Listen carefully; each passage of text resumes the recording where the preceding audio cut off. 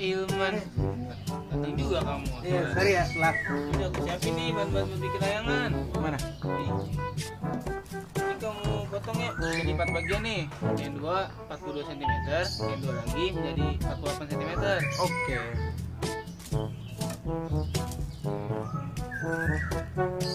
Dap, aku lupa beli benang.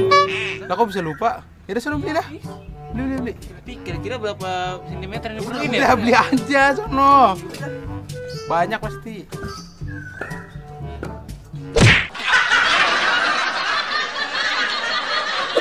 Halo sahabat edukasi, bagaimana? Kapan terakhir kali kalian main layang-layang? Atau membuat layang-layang sendiri gitu?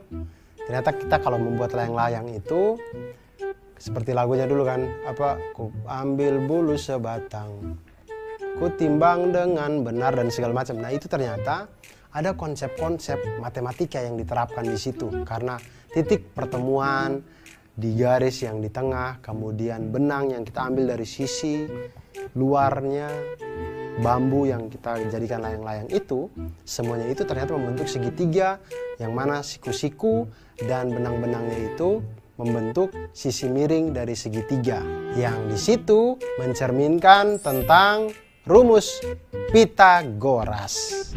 Nah, apa itu teorema Pitagoras? Teorema Pitagoras itu adalah teori yang menunjukkan hubungan antara sisi dalam segitiga siku-siku. Ingat, segitiga siku-siku.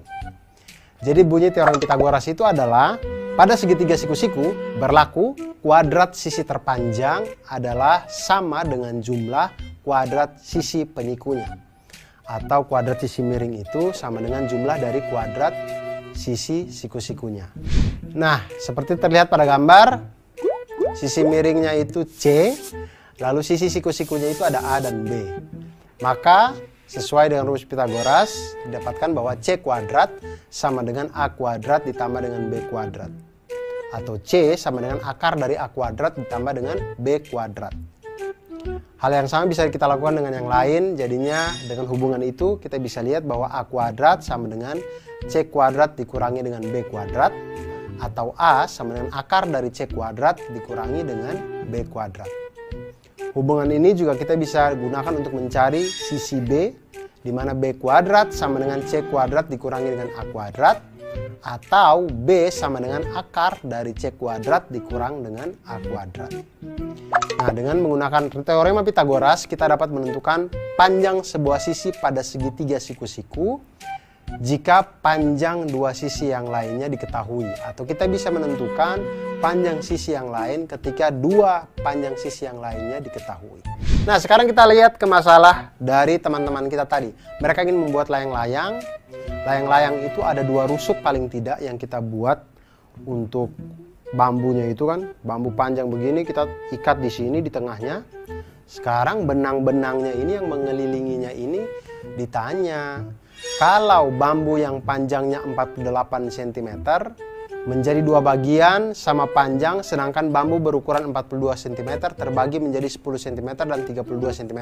Pertanyaannya adalah, berapa banyak benang yang dibutuhkan untuk membuat layang-layang tersebut? Maka seperti yang sudah-sudah, kita kumpulkan dulu yang kita ketahui. Kita ketahui bambu panjangnya 48 cm, dua bagiannya sama panjang, berarti ini bambu yang menjadi sayap nih. Makanya panjangnya sama. Kemudian ada lagi bambu berukuran 42 cm terbagi menjadi 10 cm dan 32 cm. Ini berarti bambu yang di tengah. Yang 10 cm yang biasanya di atas, 32 cm yang di bawah. Kita misalkan bambu dengan ukuran 48 cm yaitu panjangnya itu PR, dan bambu dengan ukuran 42 cm panjangnya SQ. Nah, untuk menghitung panjang benang minimum yang diperlukan untuk membuat layang-layang ini, itu sebenarnya kita sedang menghitung keliling dari layang-layang PQRS, di mana keempat sisi yang ada itu kita jumlahkan. Jadi keliling layang-layang PQRS itu sama dengan panjang PQ ditambah panjang QR ditambah panjang RS dan ditambah panjang SP. Nah, kita lihat, tinggal misalkan panjang PS. Kita dapatkan panjang PS dari mana? Dengan teorema Pitagoras, di mana PS itu adalah hipotenusanya atau sisi miringnya. Kemudian sisi siku-sikunya itu adalah PT dan TS. Maka kita masukkan PS kuadrat sama dengan PT kuadrat ditambah dengan TS kuadrat. Sama dengan 24 kuadrat tambah 10 kuadrat. Sehingga diperolehlah PS sama dengan 26 cm. Kemudian PQ. PQ itu sisi miring dengan sisi siku-sikunya 24 atau PT dengan TQ. Kita lihat PQ kuadrat sama dengan PT kuadrat ditambah dengan TQ kuadrat sama dengan 24 kuadrat ditambah dengan 32 kuadrat sehingga diperoleh PQ sama dengan 40 cm. Maka keliling layang-layang PQRS itu sama dengan 2 kali 26 cm ditambah dengan 40 cm. Sama dengan 132 cm.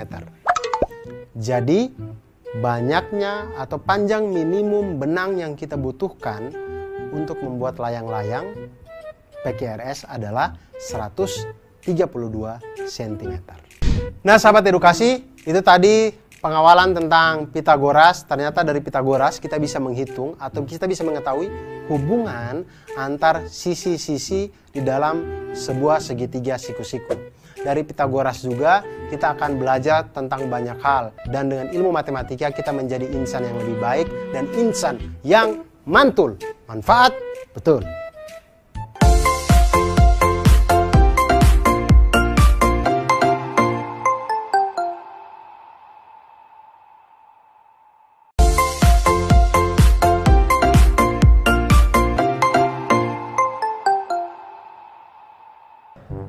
Bagaimana cara menghiasnya ya? Hasan, Hafiz, sini.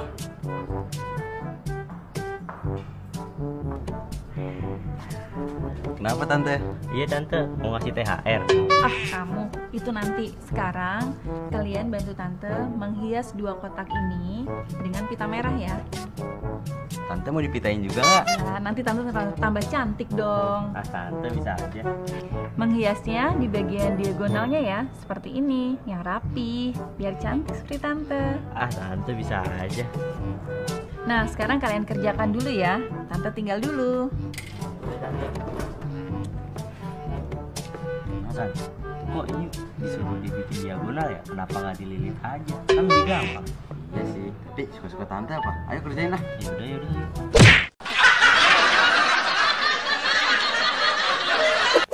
Ya sahabat edukasi, itu tadi ada tante kita ya yang minta bantuan untuk membuat atau menghias kotak-kotak ini dengan pita.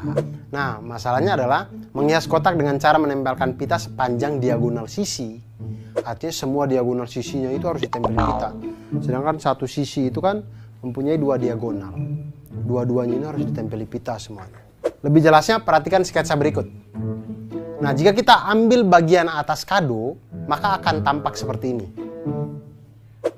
Terlihat diagonal sisi pada kado membentuk segitiga siku-siku.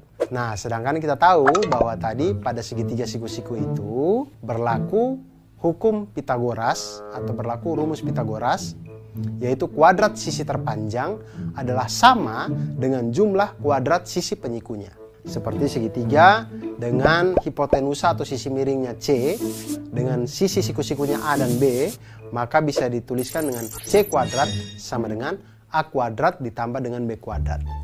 Atau C sama dengan akar dari A kuadrat ditambah dengan B kuadrat. Hubungan yang lain juga bisa dari itu, bisa kita cari A kuadrat sama dengan C kuadrat dikurangi dengan B kuadrat, di mana A sama dengan akar dari C kuadrat dikurangi dengan B kuadrat.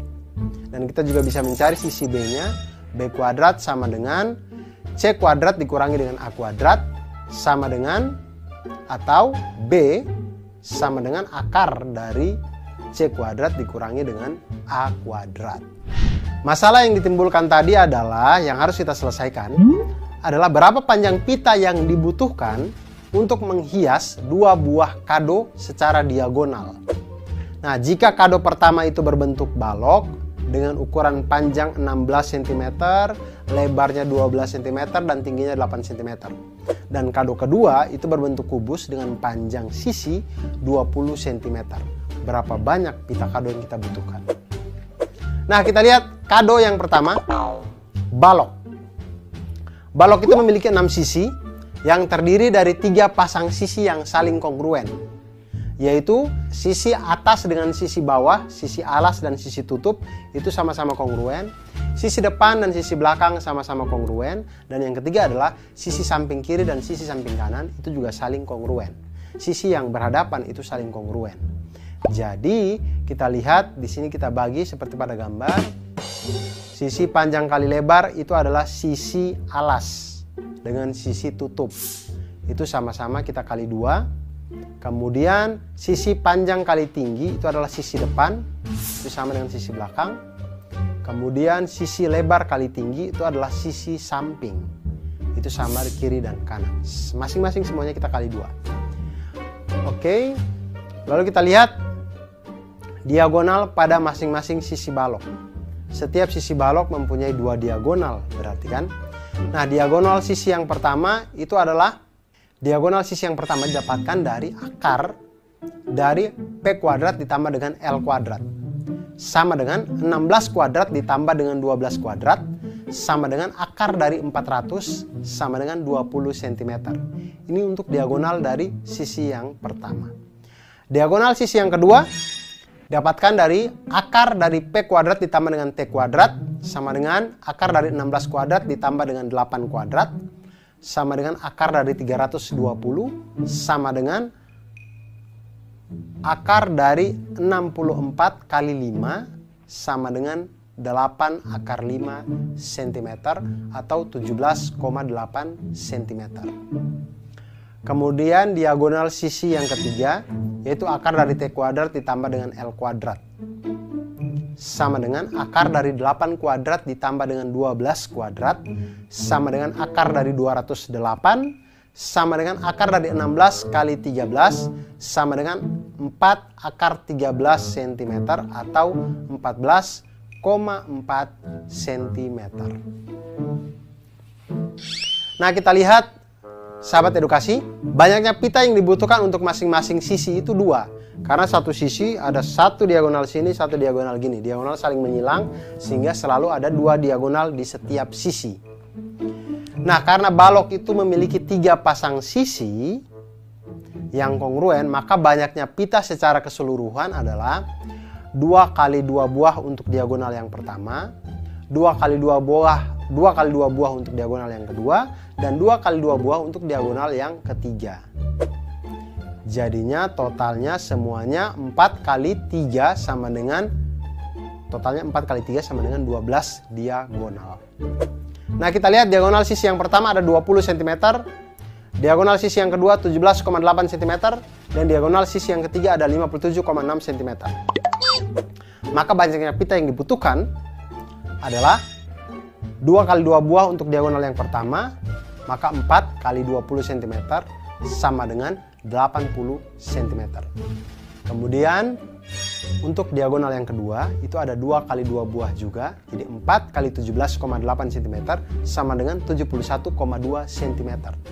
Kemudian untuk diagonal yang ketiga kita lihat ada 2 kali 2 buah juga, jadi 4 kali 14,4 cm sama dengan 57,6 cm. Jadi total panjang pita yang dibutuhkan adalah 80 cm ditambah dengan 71,2 cm ditambah dengan 57,6 cm sama dengan 208,8 cm. Itu untuk kado yang pertama. Untuk kado kedua berbentuk kubus. Kubus ini adalah bangun ruang sisi datar yang dimana ke-6 sisi-sisinya semuanya kongruen. Depan, belakang, atas, bawah, kiri, kanan semuanya itu kongruen. Jadi semua sisinya itu kita kali dengan 6 karena 6-6-nya kongruen, dan sisi kubus ini diketahui panjangnya itu adalah 20 cm. Sekarang kita hitung panjang diagonalnya. Ketika diketahui sisi kubusnya 20 cm, maka panjang diagonalnya itu adalah akar dari S kuadrat ditambah S kuadrat sama dengan akar dari 20 kuadrat ditambah dengan 20 kuadrat sama dengan akar dari 400 dikali 2 sama dengan 20 akar 2 cm atau 28,2 cm. Maka banyaknya pita yang dibutuhkan untuk masing-masing sisi adalah 2 karena saling silang tadi. Jadi karena kubus memiliki 6 sisi yang kongruen, maka banyaknya pita keseluruhan adalah 2 dikali dengan 6 sisi tadi dikali dengan panjang diagonal yaitu 28,2 cm sama dengan 338,4 cm. Nah, itu dia tadi tentang pita pada hadiah balok dan juga kubus tadi. Nah, sekarang saya punya trik untuk sahabat edukasi sekalian. Trik menentukan diagonal sisi pada kubus. Ingat, kubus itu adalah bangun ruang di mana 12 rusuknya itu semuanya kongruen sama panjang. Sisi-sisinya juga kongruen, semuanya sama. Jadi ketika kalau ditanya diagonal sisi kubus, kita bisa cari dengan diagonal sisi kubus sama dengan akar 2 dari panjang sisinya. Atau akar 2 kali panjang sisinya. Hal ini diperoleh dari rumus Pitagoras. Yaitu diagonalnya itu adalah akar dari S kuadrat ditambah S kuadrat. Sama dengan akar dari 2 S kuadrat. Yaitu akar sama dengan S dikali dengan akar 2. Sehingga diagonal sisi kubus itu kita dapatkan sama dengan akar 2 dikali dengan panjang sisinya. Nah, bagaimana sahabat edukasi? Apakah setelah ini ingin menghias pita, ingin menghias kubus, ingin menghias balok? Oleh karena itu, jangan pernah berhenti untuk belajar matematika, karena matematika membuat kita menjadi mantul. Manfaat betul.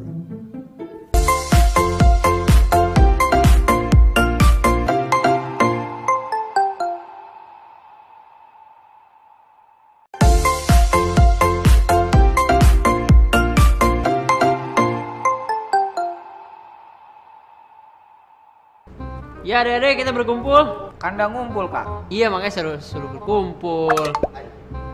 Oke, kalian akan saya bagi menjadi beberapa tim. 2 tim, Kak. Tim merah sama biru kayak acara Sevi itu, Kak. Itu mah sebelah. Ya makanya dengerin dulu. Jadi tugas kalian nanti akan mengukur tinggi tembok. Kalian bebas mengukur menggunakan alat yang saya bawa ini. Jadi yang tercepat dan yang terbenar akan mendapatkan hadiah. Wah. Ngukurnya pakai apa, Kak? Ya pakai inilah, masa pakai jari. Jadi kalian mengukur pakai alat ini. Setelah kalian mau kayak gimana, yang penting alatnya pakai alat ini. Siap semua? Siap. Mantap. Itu kita ngitung ngukurnya manjat tembok baru ngukur pakai penggaris sama meteran atau gimana dah? Nggak tahu dah. Tahu dah. Nggak tahu dah. Nggak tahu. Tahu dah.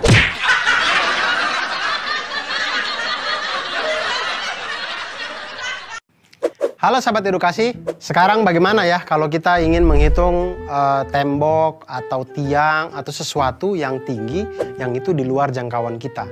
Misal juga kalau kita menghitung tingginya Monas. Nah, tapi kalau kita menggunakan konsep Pitagoras, kita bisa menghitung itu dengan aman, safety, dan akurat. Kenapa bisa dengan Pitagoras?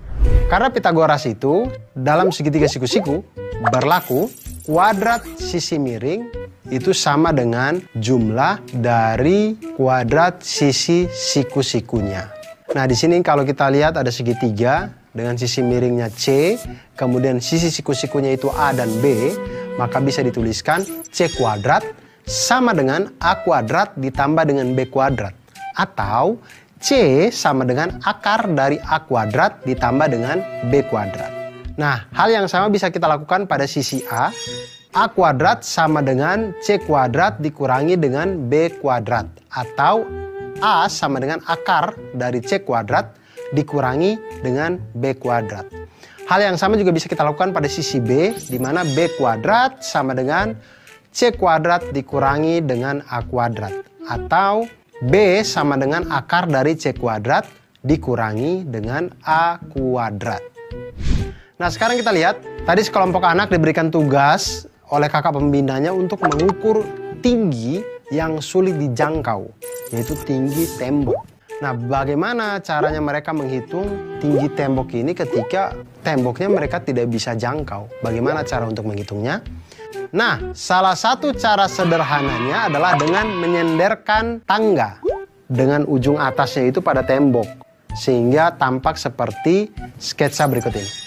Lihat, tangga atau bambu atau kayu, jangan senderkan harapan di situ, jangan, karena tidak akan membentuk apa-apa. Senderkanlah tangga atau kayu atau bambu sehingga membentuk segitiga dengan benda yang kita tempelkan tadi atau tangga yang kita tempelkan tadi sebagai hipotenusanya atau sisi miringnya. Di situ kita bisa namakan sisi C, sisi A, dan sisi B. Jika kita perhatikan kan kita bisa menggunakan teorema Pitagoras pada di sini. Langkah pertama untuk mengetahui tinggi tembok adalah dengan mengukur panjang tangga terlebih dahulu. Jadi sebelum kita senderkan, kita hitung dulu nih panjang tangganya nih. Sudah ketahuan, baru kita tempelkan, kita misalkan itu sebagai sisi miring atau sisi C. Nah, langkah kedua, ukur jarak antara ujung bawah tangga dengan tembok. Kita misalkan ini sebagai A. Jika sudah mendapatkan itu, maka kita bisa mencari sisi B atau tinggi tembok itu dengan rumus Pitagoras, yaitu B sama dengan akar dari C kuadrat dikurangi dengan A kuadrat. Nah, dengan menggunakan teorema Pitagoras, kita dapat mengetahui ketinggian-ketinggian yang sulit untuk kita jangkau. Contoh sekarang ya, misalkan panjang tangga adalah 5 meter. Kemudian jarak dari tangga ke tembok adalah 3 meter. Berapakah tinggi tembok? Maka tinggi tembok itu bisa kita cari dengan tinggi tembok sama dengan akar dari 5 kuadrat dikurangi dengan 3 kuadrat.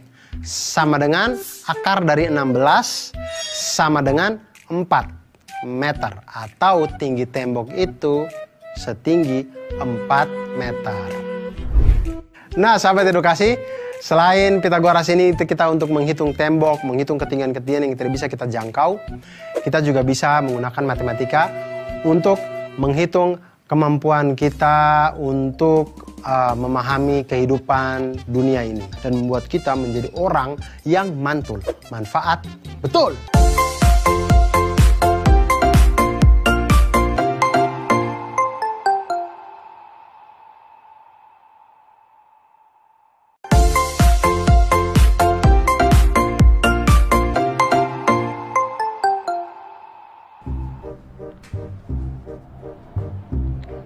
Mah, gimana nih, Mah? Udah siang nih, Mah. Jadi berangkat gak? Iya jadi, tapi anak-anak kemana? Gak tahu kemana mereka. Ah, ini dia. Lama amat sekalian. Aduh. Kalian pada kemana sih? Ini Bu biasa, bangun dapat susah bener. Ya ampun Dava, kita kan itu mau pergi nih. Udah janjian jam 11, jadi apa enggak? Jadi Bu, jadi. Iya Bu, si Hasan teman aku dia katanya mau ikut juga ke panti Bu. Nah, Terus jadi kita bisa nggak Bu mampir ke rumah dia dulu jemput dia? jemput. Iya. Sekarang aja udah jam 10. Iya Bu kan. Oh iya kan juga dari rumah kita ke rumahnya si Hasan itu kan jaraknya 48 km. Terus dari rumah Hasan ke panti 36 km. Terus Bapak kan biasanya kalau bawa mobil kan 60 km per jam. Aduh, lama bikin ngantuk. Enak bisa tidur. Nah, terus sekarang gimana? Kita jemput Hasan dulu atau langsung ke panti nih? Wah, enaknya sih kalau aku, Bu, mendingan tidur, Bu.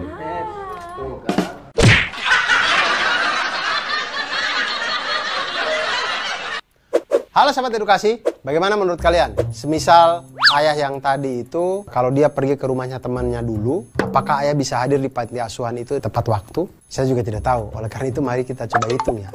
Tapi ini luar biasa ya. Kalau kita lihat dari gambar ini, kita lihat di situ, rumah ayah ke panti asuhan, kemudian rumah ayah ke tempatnya Pak Denny, ini semuanya ini membentuk segitiga. Saya berpikir ini dia tinggal di mana sampai jalannya bisa selurus itu ya. Kok bisa membentuk segitiga siku-siku? Ini dia hidup di dunia mana ya rumah ayah ini ya? Ya tapi itu dia matematika. Matematika itu memang bisa membuat sesuatu menjadi lurus. Oleh karena itu kita bisa melihat jarak dari ayah ke rumah temannya atau dari ayah ke rumah panti asuhan ataupun dari rumah temannya ke panti asuhan, semuanya bisa kita hitung dengan menggunakan rumus Pitagoras. Seperti yang kita ketahui bahwa rumus Pitagoras itu berlaku pada segitiga siku-siku. Jadi pada segitiga siku-siku berlaku kuadrat sisi terpanjang adalah sama dengan jumlah kuadrat sisi penyikunya. Ada segitiga di mana sisi miringnya itu C dan sisi siku-sikunya itu adalah A dan B, maka C kuadrat itu sama dengan A kuadrat ditambah dengan B kuadrat. Atau C sama dengan akar dari A kuadrat ditambah dengan B kuadrat. Hal yang sama bisa kita lakukan untuk mencari sisi B, di mana B kuadrat sama dengan C kuadrat dikurangi dengan A kuadrat, atau B sama dengan akar dari C kuadrat dikurangi dengan A kuadrat. Hal yang sama juga bisa kita lakukan pada sisi A, di mana sisi A itu A kuadrat sama dengan C kuadrat dikurangi dengan B kuadrat, atau A sama dengan akar dari C kuadrat dikurangi dengan B kuadrat. Nah, sekarang kita akan membantu Bapak tadi ya. Dia ingin ke panti asuhan, tapi dia bingung kalau dia mampir dulu ke rumah temannya, apakah dia tepat waktu. Nah, kita lihat. Ayah dan keluarga akan memiliki janji untuk tiba di panti itu pada pukul 11 siang. 11 malam panti asuhan sudah tutup, jadi pasti 11 siang ini. Kemudian pukul 10, teman ayahnya itu meminta untuk ke rumahnya terlebih dahulu. Nah, jarak rumah ayah ke rumah temannya adalah 48 km. Wah, temannya ini tinggal di luar kota kayaknya nih. Sedangkan jarak rumah teman ayahnya ke panti asuhan adalah 36 km. Nah, jika ayah mengendarai mobil dengan kecepatan rata-rata 60 km per jam, apakah jika ayah pergi ke rumah temannya terlebih dahulu, ayah akan terlambat sampai ke panti atau tidak? Nah, di sini akan kita hitung. Kita lihat sketsanya. Setelah kita perhatikan sketsa, ternyata permasalahan tersebut dapat diselesaikan dengan teorema Pitagoras, yaitu menentukan jarak dari rumah ayah langsung ke panti asuhan. Di situ kita lihat 48 kilo, 36 kilo itu adalah sisi dari penyiku. Kemudian kita lihat jarak panti asuhan itu bisa kita dapatkan dengan akar dari 48 kuadrat ditambah dengan 36 kuadrat sama dengan akar dari 2304 ditambah dengan 1296 sama dengan akar dari 3600 sama dengan 60 km. Nah, waktu yang ditempuh ke panti asuhan jika langsung dari rumah ayah, maka waktu sama dengan jarak dibagi dengan kecepatan. Jaraknya adalah 60 km, kecepatannya adalah 60 km per jam. 60 km dibagi dengan 60 km per jam sama dengan 1 jam. Jadi kalau ayah berangkat dari rumah pukul 10 dengan waktu yang ditempuh 60 menit, maka ayah akan tiba pukul 11 siang di panti asuhan. Ayah akan tiba tepat waktu. Nah, jarak dari rumah ayah jika harus ke rumah temannya terlebih dahulu. Kita lihat ya. Kalau ke rumah temannya lebih dahulu berarti 48 ditambah dengan 36 sama dengan 84 km. Nah, waktu yang ditempuh ke panti asuhan jika ayah harus ke rumah temannya terlebih dahulu adalah jarak dibagi dengan kecepatan sama dengan 48 tambah 36 dibagi dengan 60 sama dengan 84 km dibagi dengan 60 km per jam sama dengan 7/5 jam, atau 7/5 dikali dengan 60 menit sama dengan 84 menit. Artinya kalau dia berangkat dari rumah pukul 10 dengan lama waktu 84 menit di perjalanan, maka dia akan tiba di panti asuhan pada pukul 11:24 menit, atau ayah akan terlambat datang selama 24 menit. Itu pun kalau dia di rumah temannya tidak nongkrong-nongkrong dulu. Nah, itulah dia sahabat edukasi. Dari belajar matematika ini kita belajar agar kita menjadi orang yang mantul. Manfaat betul.